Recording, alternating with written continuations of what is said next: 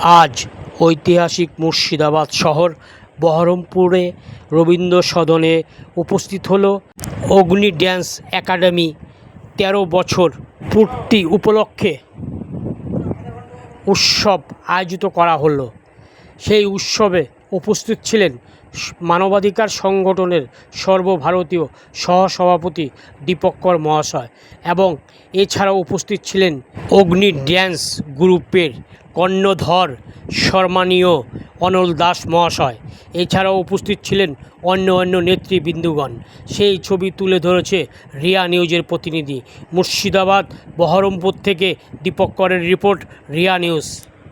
যে সমস্ত কাজ করে বেড়াচ্ছে এটা কিন্তু ছোট্ট একটি কথা বলে হয় না। আজকে 140টাও গ্রুপ আছে, সেটা আমরা জানি যে এই গ্রুপগুলোকে কিভাবে পরিচালনা করবে, কিভাবে করবে না, তার ছোট ভাই পরিশ্রমে এটা ফল পেয়েছে। আমরা তাকে অগ্নি ড্যান্সের পক্ষ থেকে আমার ভাই অনালকে অসংখ্য ধন্যবাদ এবং যারা এখানে এসেছেন তাদেরকেও অগ্নি ড্যান্সের পক্ষ থেকে আন্তরিক অভিনন্দন, ভালোবাসা। আমরা বরণ করে নিলাম। চাইব প্রত্যেক বছর আমাদের সঙ্গে থাকার জন্য আবদার।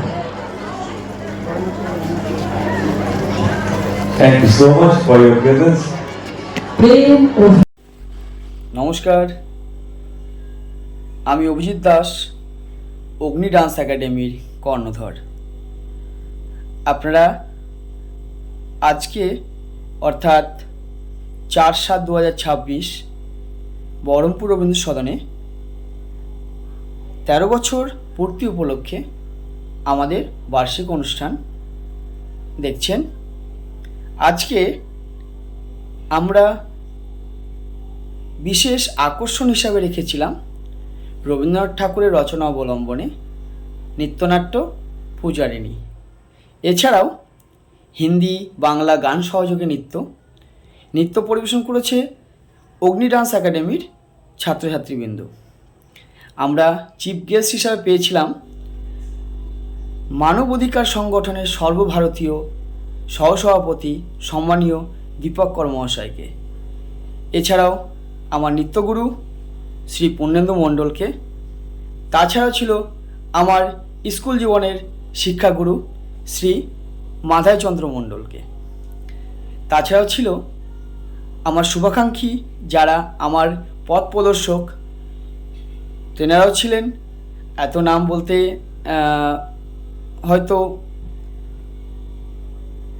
পারছি না, তবে যারা ছিলেন সবাই আমার শুভাকাঙ্ক্ষী।